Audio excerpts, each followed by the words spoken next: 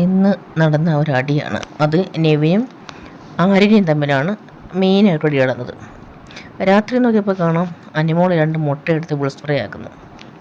ഒരു മുട്ട bull spray ആക്കി ആര്യന് കൊടുത്തു. ബാക്കി എല്ലാവരോടും നിൽക്കുന്നു. അതിലെ നൂറിയൊക്കെ പറയുന്നത് വിശക്കുന്നവർ പലരും പറഞ്ഞ് രാത്രി വിശക്കുന്നു. അപ്പോൾ ആരൊക്കെ പറഞ്ഞ് കിടന്ന് ഉറങ്ങുമ്പോൾ പിന്നെ വിശം പറഞ്ഞില്ല, നേരം വെളുത്ത് കഴിക്കാൻ നിൽക്കണം റേഷൻ.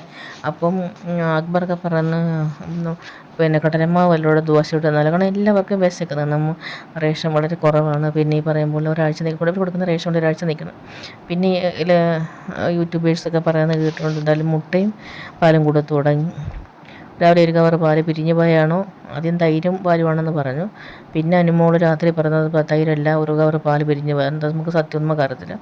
അപ്പം ആകെ ഇന്നങ്ങ് പ്രശ്നമായിരുന്നു. അപ്പോൾ ഈ 2 മുട്ട പൊരിച്ചപ്പോൾ എല്ലാവരും ചോദിച്ചാൽ പറഞ്ഞു ഇത് ആദ്യം നൂറയ്ക്കും പിന്നെ വിശക്കുന്നത് കൊണ്ട് അവർക്കാണ്.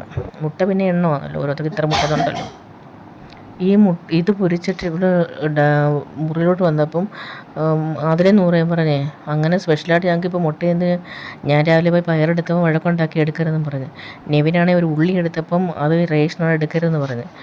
പയറെടുത്തപ്പോൾ നേഷൻ എടുക്കുക. എന്നിട്ട് ഈ അനിമോൾ തന്നെ ചീത്തയായി കളയുന്നത്. കാരണം പയറങ്ങാണ്ട് കുരിപ്പിക്കാൻ വെച്ചിട്ട് ആ കുരുത്തതെടുത്ത് ഫ്രിഡ്ജിൽ വെക്കാതെ വെളിയിരുന്ന് അത് ചീത്തയായി പോയി.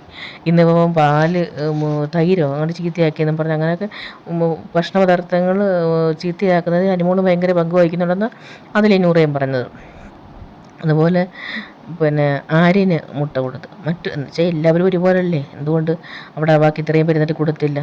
അപ്പം അതുപോലെ പിന്നെ ചായ ഇടാൻ അങ്ങോട്ട് പാലെടുത്ത് എന്തെടുത്താലും ഭയങ്കര പ്രശ്നമാണ്, ആരും ഒന്നും എടുക്കാൻ സംഭവിക്കും. പക്ഷേ നൂറയ്ക്ക് ഒരു പീസ് ചിക്കൻ കൊടുക്കുന്നുണ്ട്, അപ്പം ആരും കാണാതെ. അപ്പം നൂറയ്ക്ക് കൊടുത്ത്, അതുപോലെ ഈ പറയും പോലെ ആര്യനും കൊടുത്ത്. അപ്പോൾ ഇതൊക്കെ പ്രശ്നമായി, ഭയങ്കര വഴക്കായി രാത്രി, ഭയങ്കര വഴക്കായി.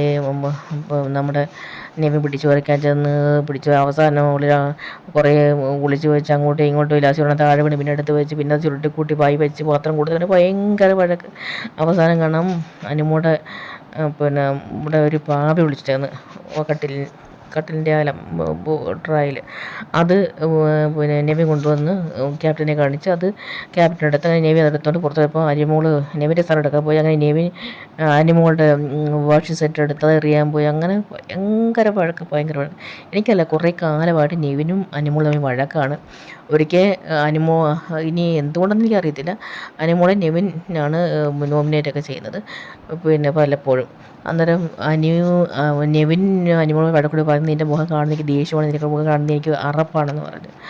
അതുപോലെ നിനക്ക് ഒരു ചട്ടി ഉള്ളൂ, നീ നിക്കർ മാത്രമേ ഇടുള്ളൂ, ചട്ടി ഇടത്തില്ല എന്ന് പറഞ്ഞ് അങ്ങനെ ഒരു ആരോപണം. ഇതിനു മുമ്പ് നെവിൻ ആർട്ടിഫിഷ്യൽ കുലസ്ത്രീ എന്ന് വിളിച്ചപ്പോൾ അനു നെവിൻ്റെ അമ്മൂമ്മയെ